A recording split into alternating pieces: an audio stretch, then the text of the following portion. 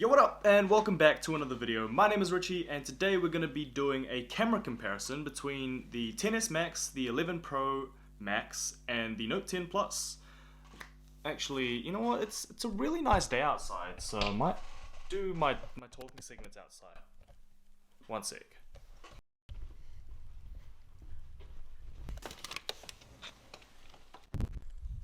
Ooh. Camera's about to fall over. Cool, let's begin the video now. I was trying to film over there, but it was too windy. This is probably the best place without any wind, but there are heaps of flies and stuff going around, so hopefully we can ignore the noise. But we're doing a quick camera shootout, as I said before, between the XS Max 11 Pro and the Note 10 Plus. Now, I have a XS Max as my daily driver currently, and I have a Note 10 Plus, which was provided courtesy of Samsung, shout out to them, but I didn't have an 11 Pro. But I have a friend, Tia, who lent me her phone for a little while to shoot all the content that we got.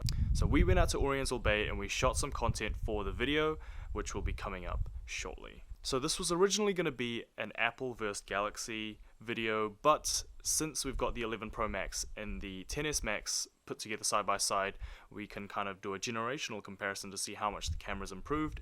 Spoiler alert, it's improved quite a bit. So we started off by taking some landscape shots of the beautiful Oriental Bay. It was kind of not super sunny, but not dark day, so it was kind of average, pretty good lighting conditions for any normal camera. This is kind of the best scenario that you can get when you're shooting with any type of camera, really. Righty, so let's start the voiceover. So we're kicking it off with just a regular landscape shot. So this is shot with a XS Max, and you'll see the camera at the bottom left.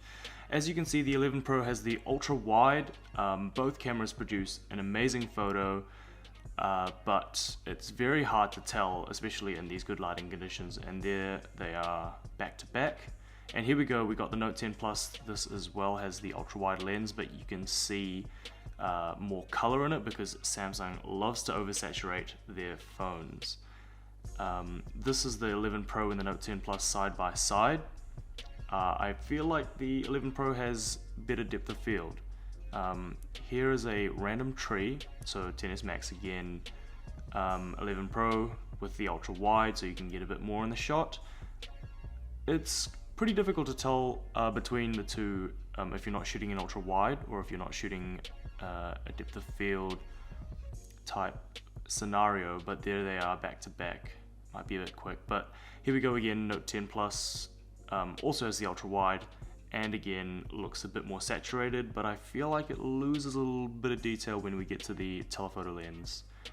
And there they are back to back. Here's another landscape shot, XS Max again, using that telephoto lens, and of course with the 11 Pro ultra wide, which is, I think, is the best addition to any camera. Again, 11 Pro, slightly better depth of field, but honestly, like this shot, you can't really tell the difference.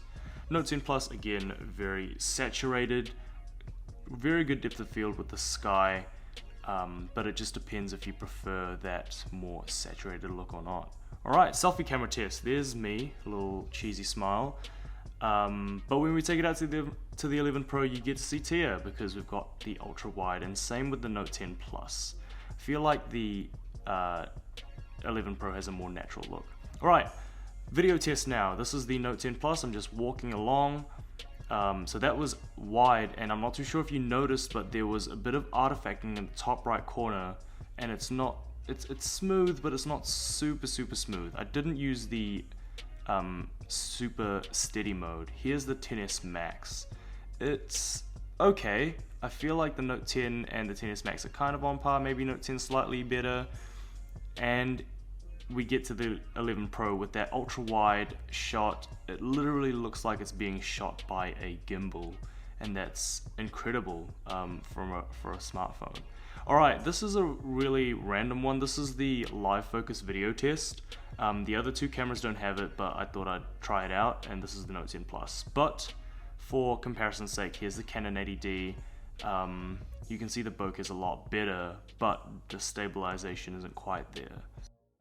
Sweet, now with that all out of the way, comment down below what you think the best camera is, whether it's the XS Max, the 11 Pro, or the Note 10 Plus. I'm gonna say a lot of you are gonna go either the new flagships, so put it down in the comments below. Let's open up a conversation and kind of pick these cameras apart. So from doing this test, these are my conclusions. Overall, I think the 11 Pro Max has the best kind of well-rounded camera. It's got the best color science in my opinion. The colors are very natural, they're very flat, which means you can mess around with them in post. Very similar to kind of Canon's color science as well. Also, it's got the most consistent image and the best dynamic range out of all the cameras. No matter what you shoot with the 11 Pro, it's gonna turn out pretty decent unless you're just very incompetent with technology. iPhones are also the best for video, and the 11 Pro has the best stabilization I have seen on any phone camera. It's all done kind of a combination of software and hardware, but more so of that A13 Bionic, which puts in work and stabilizes that video so it's nice and crispy. You don't really get like kind of juddering or artifacting that you'd normally see in some smartphone videos, which I think is incredible. The iPhone camera is also very easy to use. You know, they're very point and shoot, there's no pro mode, you just point it at a subject, it'll determine the best qualities, the best aperture, shutter speed, all that kind of thing to use, and just takes the photo and it turns out really nice. It also works well with third-party apps like Instagram and Snapchat and all the other apps you can think of. Apple has very good integration, and obviously since it's just one platform, it makes it nice and easy to use. Also, the 11 Pro has the best night mode that I've seen, or the most consistent night mode that I've seen on any smartphone camera as well. Now, the XS Max, it is still a very good camera by 2019 standards. It can definitely hold its own, especially if you're shooting in good lighting conditions. It's still a great camera. If you've got a XS Max, I don't see a major reason to upgrade unless you use your phone to take photos of everything. The only kind of nitpicks I have with that camera now are the things that are missing from the 11 Pro, so that's the ultra-wide cameras on both the front and the back. I really like the ultra-wide. As you can see, I shoot all my videos in ultra-wide. You're also missing the video stabilization that you get with the A13 Bionic, because the A12 is last year's processor, which doesn't have the capabilities, and you're also missing night mode. So if you're trying to use a XS Max in low light conditions, you might as well forget about it because it's not built for that. I mean, it can again kind of hold its own, maybe a little bit better than some of the other competitors, but just does not compete with the new 11 series. And the Note 10 Plus, I'd say, has the most comprehensive set of features on a smartphone camera. You've got the super steady mode, you've got the super slow mode, you've got heaps of effects, you've also got the S Pen that you can use as a remote. If you've set up your phone as a tripod, you can click the button to take a selfie or take a group shot, use it to record video, and you've got the little motions that you can use as well, which it kind of don't work very well unless you kind of play around with them. The Note 10 Plus image is very vibrant. It's very typical of Samsung cameras. They tend to oversaturate.